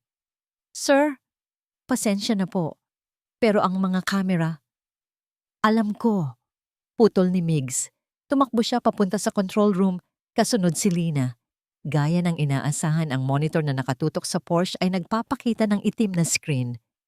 Corrupted data from 2:00 AM to 4:00 AM. Isang perpektong krimen. "Siya to," sabi ni Migs. Ang kanyang mga ngipin ay nagngangalit sa galit. Alam niyang alam ko na. Kaya kumilos na siya. Pero bakit, Migs? Bakit sisirain niya ang sarili niyang... Hindi na itinuloy ni Lina. Pareho na nilang alam ang sagot. Hindi ito tungkol sa sasakyan. Tungkol ito sa pagsira kay Migs. Kasabay noon, ang cellphone ni Migs ay nagsimulang mag-ring. Isang numerong hindi rehistrado. Sinagot niya ito. "Hello, Sarmiento Autoworks." "Mr. Sarmiento, si Ben Tulfo po ito mula sa Bitag." Sabi ng boses sa kabilang linya. Isang boses na kilala sa buong Pilipinas. "Nakatanggap kami ng isang tip. Totoo po bang ang Sarmiento Autoworks ay gumagamit ng mga kinarnap na piyesa para sa mga restoration projects ninyo?" Nabitawan ni Migs ang cellphone. Bumagsak ito sa sahig, ngunit hindi niya pinansin. Ang kanyang telepono sa opisina ay nagsimula ring mag-ring. Pagkatapos, ang cellphone ni Lina. Sunod-sunod, na parang isang orkestra ng kapahamakan. Dumungaw si Migs sa bintana ng kanyang opisina. Sa labas ng gate, may mga van na may logo ng mga news channel, mga reporter, mga kamera. Hinihintay siya. Kinakatay na nila ang kanyang pangalan. Sa gitna ng lahat ng kaguluhan, isang pamilyar na anino ang dumaan. Si Anton. Naglalakad ito na parang walang nangyari. Ang mukha ay isang perpektong maskara ng pagiging inosente. "Sir Migs, ano pong nangyayari?" tanong nito. Ang boses ay puno ng kunwaring pag-aalala. "Narinig ko po ang balita. Nakakagulat. Grabe naman ang gumawa nito sa inyo." Tumingin ito kay Lina at ang mga mata nito ay panandali ang nag-iba. "Siguro, sir, may mga tao talagang hindi mapagkakatiwalaan, lalo na ang mga bago." Ang akusasyon ay banayad, ngunit matalim na parang isang patalim. Ipinupukol niya ang sisi kay Lina. Ang estranghera, ang babae mula sa probinsya. Ang pinakamadaling pagbintangan. Nakatayo si Migs doon, napapaligiran ng mga tumutunog na telepono, ng mga akusasyon at ng pagkawasak ng kanyang pinakaiingatan. Ang plano ni Anton ay malinaw na ngayon. Hindi lang nito sisirain ang Porsche. Sisirain nito ang pangalan ng Sarmiento. At itatayo niya si Lina para akuin ang lahat ng sisi. Isang reporter ang tumawag ulit at sa pagkakataong ito, narinig ni Lina ang sinasabi nito mula sa speakerphone. "Mr. Sarmiento, may source kami na nagsasabi na ang babaeng mekaniko na kasama ninyo ngayon ay may kaugnayan sa isang sindikato ng mga carnaped na piyesa sa Batangas." Iyon na. Ang huling pako sa kabaong. Isang kasinungalingang apakadaling paniwalaan ng publiko. Isang kasinungalingang wawasak hindi lang sa Sarmiento Autoworks, kundi pati na rin sa buhay at pangalan ni Lina Reyes Batayke. Sindikato ng mga karnap na piyesa sa Batangas. Ang mga salita ay lumutang sa hangin, mas mabigat kaysa sa amoy ng nasirang makina. Para kay Lina, ang mga salitang iyon ay hindi lang akusasyon. Isa yung laso na unti-unting gumagapang, sinisira hindi lang ang kanyang pangalan, kundi pati na rin ang pangalan ng kanyang ama at ng lahat ng disenteng mekaniko sa kanilang probinsya. Napatingin siya kay Migs. Nakita niya ang gulat at galit sa mukha nito. Ngunit sa ilalim niyon, nakita niya rin ang isang bagay na mas kinatatakutan niya, pag-aalinlangan. Ang lason ay gumagana na. Sa labas, ang ingay ng mga reporter ay palakas ng palakas. Ang mga telepono ay hindi tumitigil sa pagring. Ang buong mundo ay bumabagsak sa kanila. Patawag mo lahat ng empleyado sa garahe. Ngayon na. Utos ni Migs sa kanyang sekretarya sa intercom. Ang boses nito ay walang emosyon na mas nakakatakot pa kaysa kung ito'y sumigaw. Naglakad si Migs palabas ng opisina at sumunod si Lina. Ang puso niya ay parang isang mabigat na bato sa kanyang dibdib. Habang naglalakad sila, ramdam niya ang pagbabago sa mga tingin ng mga mekaniko. Ang dating paghanga o pagiging mausisa ay napalitan na ng hinala. Ang mga bulungan ay bumalik, mas masakit at mas mapanghusga kaysa dati. Nang makarating sila sa gitna ng garahe, nandoon na ang lahat, nakatayo sa isang malaking bilog na para bang sila'y mga manonood sa isang eksekusyon. Sa gitna ng lahat, nakatayo si Anton. Ang mukha ay isang perpektong maskara ng kalungkutan para sa kanyang minamahal na kumpanya. Humarap si Migs sa lahat. Tumahimik ang buong lugar. Ang tanging maririnig ay ang malayong ingay ng media sa labas ng gate. Alam niyo na ang mga balita. Simula ni Migs, ang kanyang boses ay matatag ngunit pagod. Ang pangalan ng Sarmiento Auto Works ay dinudungisan. Ang pinaghirapan ng ama ko at ng bawat isa sa inyo ay sinisira. Naglakad siya ng dahan-dahan. Ang kanyang mga mata ay sinusuri ang bawat mukha hanggang sa huminto ito sa harap ni Lina.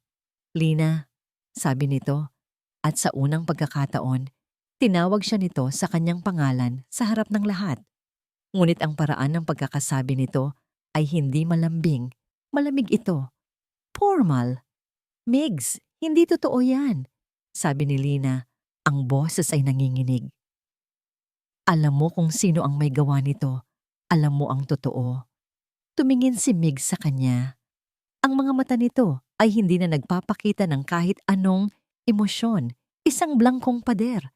Sa likod ng pader na yon, alam ni Lina na nagtatago ang isang lalaking durog. Isang lalaking napilitang pumili. Ang kailangan ko ngayon ay protektahan ang kumpanyang ito. Sabi ni Migs, ang mga salita ay tumatagos sa puso ni Lina na parang mga bubog. Kailangan kong alisin ang lahat ng pagdududa. Kailangan kong ipakita sa lahat na wala tayong itinatago. Huminga siya ng malalim. Ang sumunod na mga salita ay tila bumagal. Ang bawat pantig ay isang suntok. Simula sa araw na ito, hindi ka na parte ng Sarmiento Auto Works. Kung may bumaril man kay Lina sa mga sandaling iyon, hindi na niya mararamdaman. Ang sakit na dulot ng mga salitang iyon ay higit pa sa anumang pisikal na sakit. Isang pagtataksil, isang pagtalikod sa lahat ng kanilang pinagsamahan sa katotohanang pareho nilang alam. Migs, please. Pakiusap niya. Ang kanyang boses ay basag na. Huwag mong gawin to. Umalis ka na, please. Ang pakiusap sa boses ni Migs ay totoo. Ngunit hindi ito pakiusap para manatili si Lina, kundi isang pakiusap na huwag na nitong pahirapan pa ang desisyon na halata namang sumisira rin sa kanya. Tumalikod na ito, hindi na kayang salubungin ang kanyang mga mata. Nakatayo si Lina doon na para bang sinampal sa harap ng buong mundo. Sa gilid ng kanyang paningin, nakita niya si Anton. Hindi ito nakangiti. Ngunit ang mga mata nito, sa isang saglit na pagtama ng liwanag, ay nagpakita ng isang madilim na tagumpay. Walang imik na tumalikod si Lina. Nagsimula siyang maglakad patungo sa kanyang maliit na locker para kunin ang kanyang mga gamit. Ang bawat hakbang ay mabigat. Ang bawat paghinga ay masakit. Dinaanan niya ang mga mekanikong dati nangungutya sa kanya. Ngayon, ni isa sa kanila ay hindi makatingin sa kanya ng diretsyo. Kinuha niya ang kanyang bag ang tanging dala niya pagdating sa lugar na yon. Habang naglalakad siya palabas ng malaking pinto ng garahe, ang parehong pinto na nagsara sa kanya noong unang araw, nagsimulang pumatak ang ulan. Malamig at walang awa. Nakatayo siya sa labas, basang-basa ng ulan, nakatingin sa kalsada. Wala siyang pakialam sa mga reporter na nagsisigawan sa di kalayuan. Wala siyang pakialam sa ulan. Wala na siyang nararamdaman. Nawala ang lahat. Ang trabaho, ang pagkakataong patunayan ang sarili, ang tiwala ng isang taong nagsimula na niyang hindi niya itinuloy ang isipan. Masyadong masakit.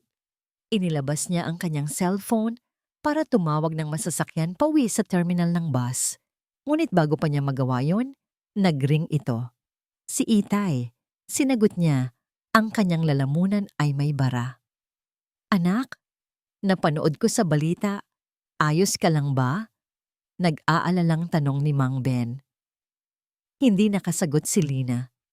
Isang hikbi ang kumawala sa kanya. Isang hikbing pinipigilan niya mula pa kanina.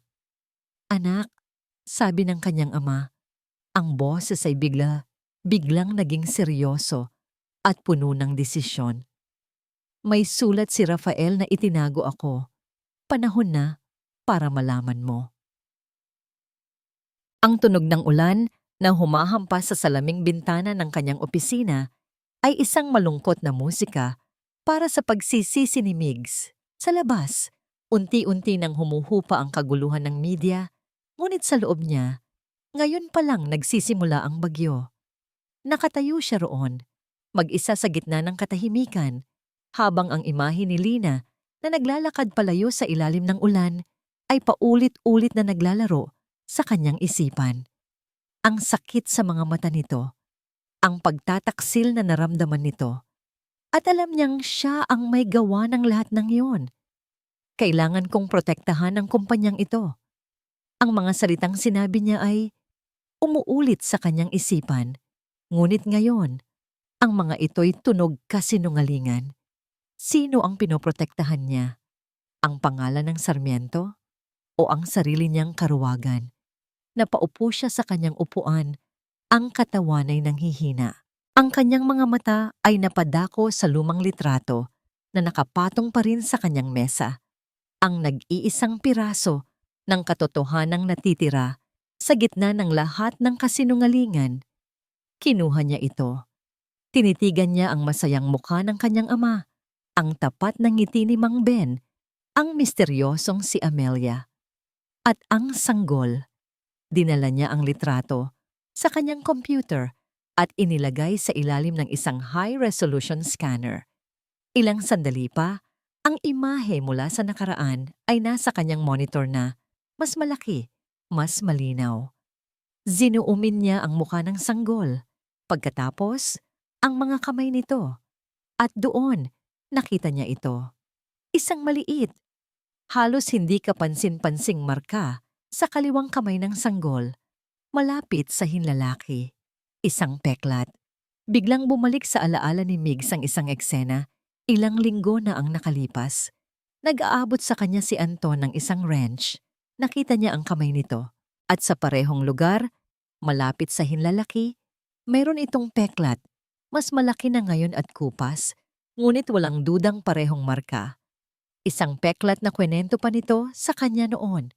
Nakuha ko to nung bata ako, sir. Aksidente sa kusina. Hindi. Hindi iyon aksidente sa kusina. Iyon ay isang marka na dala niya mula pa noong siya'y isinilang. Kasabay nito, sa loob ng isang umuugang taxi na bumabagtas sa basang kalsada ng EDSA, binuklat ni Lina ang isang lumang papel na nangingitim na sa katagalan. Ang sulat ni Don Rafael na ibinigay sa kanya ng kanyang ama sa kanilang mabilis na pagkikita sa isang terminal ng bus. Ang mga salita ay isinulat sa isang magandang sulat kamay, ngunit may mga bahid ng pagmamadali at panginginig. Ang boses ng yumaong Don ang tila bumubulong sa kanyang isipan habang binabasa niya ang mga salita. Para sa'yo, Ben, aking kaibigan, aking kapatid, Kung binabasa mo ito, marahil ay wala na ako. At kung ibinigay mo ito sa iba, marahil ay nangyari na ang pinakakinatatakutan ko. Patawarin mo ako, kaibigan. Sa aking karuwagan, pinili ko ang pangalan, ang yaman. Tinalikuran ko ang babaeng tunay kong minahal, si Amelia. At higit sa lahat, tinalikuran ko ang aking sariling anak. Napahinto sa paghinga si Lina. Narito na, ang kumpirmasyon. Ang pangalan niya ay Antonio, ang aking dugo, ang aking kahihiyan, sabi ng mundo. Ngunit sa puso ko, ang aking pinakamalaking pagsisisi. Ipinagkatiwala ko sila sa iyo, Ben, pero itinaboy din kita palayo. Ang takot ay kinain ako ng buo. Pero hindi lang ito ang dahilan kung bakit ko ito isinusulat. May panganib na nakakabit sa aking legacy. Ang Porsche, ang paborito nating sasakyan. Alam nating dalawa ang lihim nito, Ben. Ang depekto sa disenyo ng fuel line na tayo lang ang nakaalam kung paano ayusin pansamantala. Ang isang particular na vibration sa 4,000 RPM na nagiging sanhi ng pagluwag ng isang retaining clip. Isang maliit na depekto na maaring maging sanhi ng isang malaking sunog. Nanlaki ang mga mata ni Lina. Ang retaining clip, ang sabotahe. Hindi yun basta-bastang sabotahe. Kung may mangyari man sa akin, Ben, huwag mong isipin na ito'y aksidente. At kung may magtangkamang buhayin muli ang makinang yon, ingatan mo sila. Dahil ang kaalamang ito, sa maling mga kamay, ay maaring maging isang perpektong sandata. Natiklop ni Lina ang sulat. Ang kanyang mga kamay ay nanginginig. Ngayon, naiintindihan na niya ang lahat. Ang plano ni Anton ay hindi lang sirain ang sasakyan. Ang plano niya ay muling likhain ang eksaktong insidente na pumatay sa kanilang ama. Isang tula ng paghihiganti, isang perpektong krimen na idinisenyo para wasakin si Migs at, kung posible, idamay ang pamilya ng taong sa tingin niya ay umagaw sa kanyang lugar, si Mang Ben. Bumalik sa opisina, tinititigan ni Migs ang peklat sa kanyang screen. Ang lahat ng kabaitan ni Anton, ang lahat ng kanyang katapatan, lahat ay isang pagpapanggap. Ginamit siya nito. Ang tiwala niya, ang kalungkutan niya, lahat ay ginamit nitong sandata laban sa kanya. Ang pagsisisi ay biglang napalitan ng isang nag-aalab na galit. Galit sa kanyang ama dahil sa mga kasinungalingan nito. Galit kay Anton dahil sa pagtataksil nito. At higit sa lahat, galit sa kanyang sarili dahil sa pagiging bulag, dahil sa pagsasakripisyo niya sa nag-iisang taong nagpakita sa kanya ng katotohanan. Sa isang iglap ng purong galit at pagkadurog, ibinagsak niya ang kanyang kamao sa mesa. Bang! Ang tunog ay umalingaw sa tahimik na opisina. Kasabay ng pagbagsak ng kanyang kamao, bumukas ang pinto. Nakatayo roon si Lina, basang-basa sa ulan, ang buhok ay dumidikit sa kanyang mukha. Ang kanyang mga mata ay nagliliyab sa isang bagong determinasyon. Hawak niya sa kanyang kamay ang isang luma at nakatuping sulat. Hindi sila nagsalita ng ilang segundo. Ang kanilang mga mata lamang ang nag-uusap. Nakita niya ang galit at pagsisisi sa mukha ni Migs. Nakita ni Migs ang katotohanan at ang solusyon sa mga mata ni Lina. Kailangan nating mag-usap. Ang garahe ng Sarmiento Auto Works ay muling naging isang korte. Ang mga mekaniko na ipinatawag ni Migs para sa isang emergency meeting ay muling nagtipon. Ang kanilang mga mukha ay puno ng pagkalito, lalo na nang makita nilang muli si Lina na nakatayo sa tabi ni Migs, hindi bilang akusado, kundi bilang isang kakampi. Nakatayo si Anton sa gitna ng lahat. Ang kanyang postura ay nagpapakita ng kumpiyansa. Sa isip niya, tapos na ang laro. Nanalo na siya. Ang pagbabalik ni Lina ay isa na lamang desperadong hakbang. Pinatawag ko kayong lahat dahil may kailangan kayong malaman. Simula ni Migs, ang boses ay kalmado, ngunit may bigat na parang bakal. Kaninang umaga, gumawa ako ng isang malaking pagkakamali. Nagpadala ako sa takot at panggigipit. Itinaboy ko ang isang taong walang kasalanan. Tumingin siya kay Lina, isang tingin na puno ng pagsisisi at pasasalamat. Pagkatapos, ang kanyang mga mata ay lumipat kay Anton. Pinaratangan ko siya para pagtakpan ang kasalanan ng tunay na salarin. Ang taong sumira sa Porsche. Ang taong nagpakalat ng mga kasinungalingan sa media. Ang taong matagal nang nagpapanggap bilang isang tapat na kaibigan at empleyado. Isang bulungan ang kumalat sa mga mekaniko. Lahat ng mata ay napunta kay Anton. Ngunit ngumiti lang ito. Sir Miggs, baka po nadadala lang kayo ng emosyon. Mahinahon na, sabi ni Anton. Naiintindihan ko po na masakit ang nangyayari, pero ang pagbibintang ng walang ebidensya. Ebidensya? Putol ni Lina. Ito na ang kanyang pagkakataon. Humakbang siya pasulong, hawak ang sulat ni Don Rafael. Gusto mo ng ebidensya, Anton? O mas gusto mong marinig ang boses ng isang multo mula sa nakaraan? Itinaas niya ang sulat. Ito ang sulat ni Don Rafael Sarmiento na ipinatago niya sa aking ama, si Ben Reyes. Maraming taon na ang nakalipas. Nawala ang nangiti sa mukha ni Anton. Ang kanyang mga mata ay nanlaki ng bahagya sa pagkakita sa sulat. Binasa ni Lina ang pinakamahalagang bahagi, ang pag-amin ni Don Rafael tungkol sa kanyang unang pag-ibig, si Amelia, at ang pag-amin tungkol sa isang anak. Ang pangalan niya ay Antonio, ang aking dugo, ang aking kahihiyan. Sa bawat salitang binibigkas ni Lina, ang maskara ni Anton ay unti-unting nababakbak. Ang kanyang pagiging kalmado ay napalitan ng panginginig ng panga. Isang kasinungalingan. Sigaw niya. Gawa-gawa niyo lang yan. Isa kang desperada. Desperado? Sabat ni Miggs.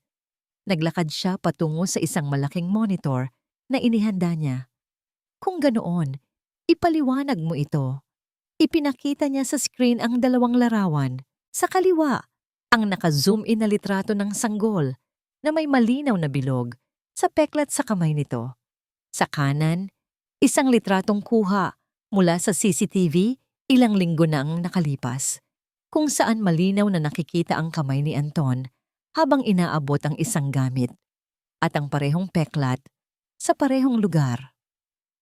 Ipaliwanag mo ang DNA results na nagsasabing may 99.9% probability na tayo ay magkapatid sa ama Anton. Doon na bumigay ang lahat. Ang huling depensa ni Anton ay gumuho. Ang katahimikan sa garahe ay nakakabingi. Ang mga mekaniko ay napaatras. Ang kanilang mga muka ay puno ng hindi makapaniwalang pagtingin. Biglang tumawa si Anton. Isang tawang hindi masaya. Isang tawang puno ng sakit, galit, at ng maraming taon ng kinimkim na puot. Oo, sigaw niya. Ang kanyang boses ay basag at puno ng lason. Ako nga. Ako ang anak na itinago niya. Ang kahihiyan. Ang batang pinalaki sa hirap habang ang prinsipe na ito, itinuro niya si Miggs, ay nabubuhay sa karangyaan. Habang kayo, ang mga alagad niya, ay sinasamba ang pangalan ng isang duwag. Naglakad siya paikot na parang isang aktor sa entablado ng kanyang sariling trahedya. Alam niyo ba ang pakiramdam na makita ang sarili mong ama sa TV pero hindi mo pwedeng tawaging itay? Na makita ang kapatid mo na mayroong lahat ng bagay na dapat ay sayo rin. Minahal ko ang lugar na ito. Mas mahal ko pa kaysa sa kanya. Ako dapat ang narito. Ako ang tunay na Sarmiento. Ang kanyang mga salita ay latigo na humahampas sa bawat isa. Ang kanyang sakit ay totoo. Ang kanyang galit ay may pinanggagalingan. Sa isang sandali, si Lina ay nakaramdam ng awa. Ngunit nawala ito nang maalala niya ang kasamaan ng kanyang mga gawa. Kaya sinira mo ang lahat, sabi ni Miggs. Ang boses ay malungkot. Sinira. Muling tumawa si Anton. Hindi pa ako tapos. Hindi ko lang ito sinira. Inihanda ko ito. Itinuro niya ang wasak na Porsche. Ang sasakyang yan. Ang paborito niya. Ang pumatay sa kanya. At ngayon, ito rin ang papatay sa kanyang legacy. Tumingin siya kay Migs. Ang mga mata ay nag-aapoy sa kabaliwan. Inayos ko yan sa isang napaka-espesyal na paraan. Ang kaalamang nakuha ko mula sa mga lumang kwento ng nanay ko. Isang maliit na sikreto tungkol sa isang depektibong fuel line. Nanlamig si Lina. Alam na niya kung ano ang sasabihin nito. Isa lang pihit sa susi. Sabi ni Anton, ang kanyang boses ay naging isang masamang bulong. At sasabog ang buong legacy ninyo. Isang kolektibong pag-atras ang ginawa ng mga mekaniko. Ang takot ay gumapang sa buong garahe. Ang Porsche ay hindi na lang isang sirang sasakyan. Isa na itong bomba.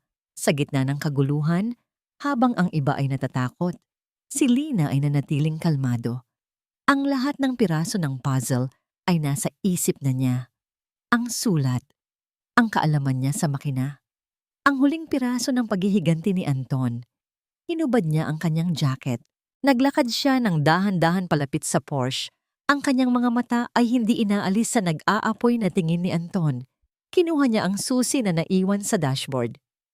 Kung ganoon, sabi niya, ang kanyang boses ay matatag at malinaw. Hahayaan kong ako ang sumubok. Kasi, napanood ni Migs ang bawat galaw ni Lina na parang isang pelikulang naka-slow motion.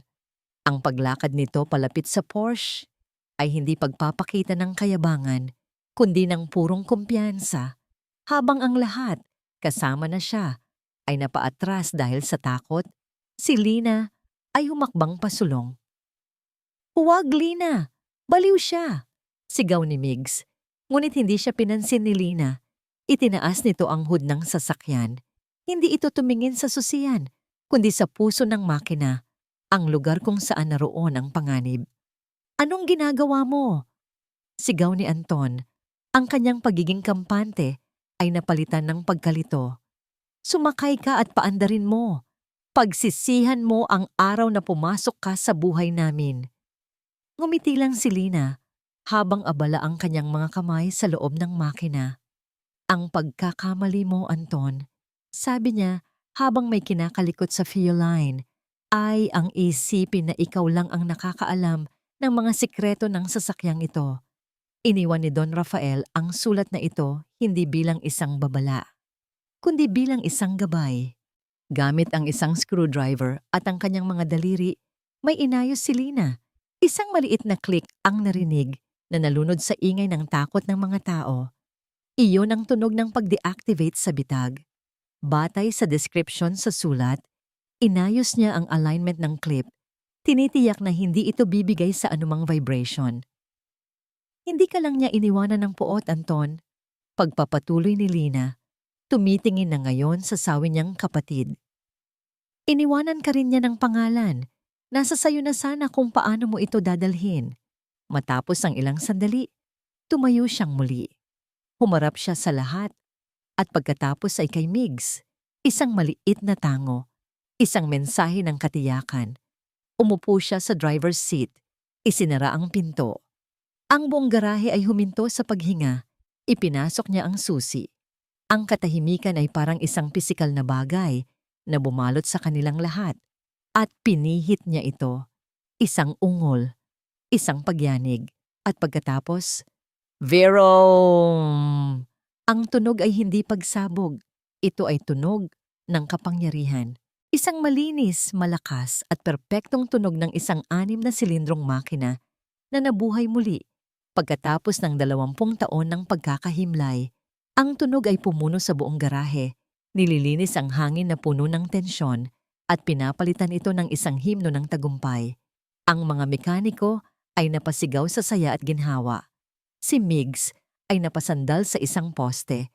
Ang kanyang mga tuhod ay nanghina sa sobrang kaba at paghanga. Ang tanging hindi masaya ay si Anton. Nakatayo siyang parang isang estatwa. Ang kanyang mukha ay blangko, talunan. Ang huling barahan niya ay kinuha at sinunog sa harap niya. Pinatay ni Lina ang makina at bumaba. Ang mga mekaniko ay lumapit sa kanya. Ang kanilang mga mukha ay puno ng paggalang na hindi mabibili ng pera. Kasabay noon, pumasok ang mga pulis na malamang ay tinawagan na ni Migs kanina pa. Walang pumiglas, walang nagsalita. Tahimik na nilapitan nila si Anton. Hindi ito nanlaban.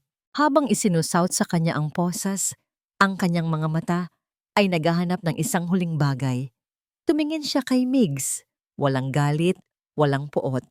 Tanging isang malawak at malalim na kawalan. Ang kapatid na hindi niya nakilala at ang kaaway na siya mismo ang lumikha. Makalipas ang 6 na buwan, ang Sarmiento Auto Works ay iba na. Ang pangalan ay nalinis na sa tulong ng sulat ni Don Rafael at ng testimonya ng lahat. Ang iskandalo, sa huli, ay naging isang kwento ng katatagan at katotohanan. Ang garahe ay mas maingay, ngunit mas masaya. May mga babae ng mekaniko na nagtatrabaho kasama ng mga lalaki. Lahat ay natuto mula sa bagong head ng Technical Operations, si Lina Reyes. Si Mang Ben ay madalas na ring bumisita, hindi bilang isang estranghero, kundi bilang isang consultant at isang kaibigan. Ibinabahagi ang kanyang karunungan sa mga mas batang henerasyon. Nakatayo si Migs at Lina sa tabi ng Porsche. Ngayon, ito ay kumikinang. Ang pilak na pintura ay naibalik na. Ang mga sirang bahagi ay napalitan na. Mukha itong bagong-bago. Ngunit dala-dala nito ang kwento ng kanilang nakaraan. Hindi ko pa rin makapaniwala na nagawa mo yon, sabi ni Migs, nakangiti. Pareho nating ginawa, sagot ni Lina. Tumingin si Migs sa kanya. Ang paghanga sa kanyang mga mata ay mas malalim na ngayon. Hindi na ito paghanga sa isang mekaniko. Ito ay paghanga, paggalang, at pagmamahal para sa isang babaeng nagbago ng kanyang buhay. May isang bagay pa na kulang ang sasakyang to, sabi ni Migs. Kumuha siya ng isang bagay mula sa kanyang bulsa. Isang set ng susi ng Porsche. Kailangan nito ng driver. Inabot niya ang susi kay Lina. Nagulat si Lina, ngunit nakita niya ang sinseridad sa mga mata ni Migs.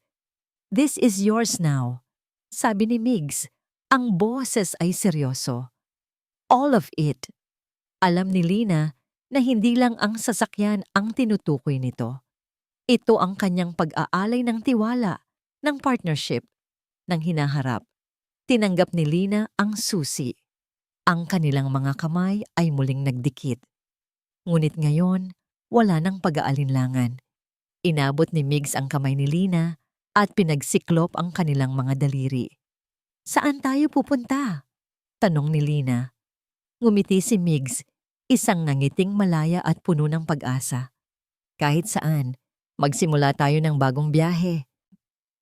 Sumakay sila sa sasakyan. Si Lina ang nasa driver's seat. Sa pagpihit niya ng susi, ang makina ay muling umungol. Isang tunog na hindi na nagpapaalala ng kamatayan, kundi ng isang bagong simula.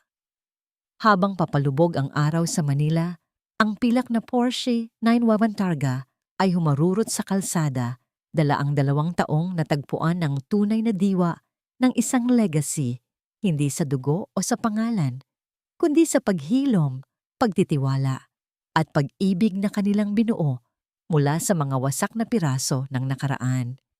At dito nagtatapos ang kwento ni Lina at Migs, isang kwentong isinilang mula sa kalawang at mga lihim at natapos sa pag-asang dala ng isang bagong simula. Maraming salamat sa inyong walang sawang pagsubaybay at pakikinig sa bawat kabanata, sa bawat pagtibok ng puso ng ating mga bida. Naramdaman ko ang inyong presensya at iyon ang nagbigay sa akin ng lakas upang ipagpatuloy ang kanilang kwento. Ang pagsulat nito ay isang paglalakbay na puno ng iba't ibang emosyon. Merong kilig, merong galit at higit sa lahat, merong mga luhang kasabay ng paghilom ng mga sugat. Sa kwentong ito, ninais kong iparating na ang tunay na legacy o pamana ay hindi laging nakikita sa pangalan o sa yaman. Minsan, ito ay nasa kakayahan nating harapin ang mga pagkakamali ng nakaraan, magpatawad, at bigyan ng pagkakataon ang ating mga puso na muling matutong magtiwala at umibig.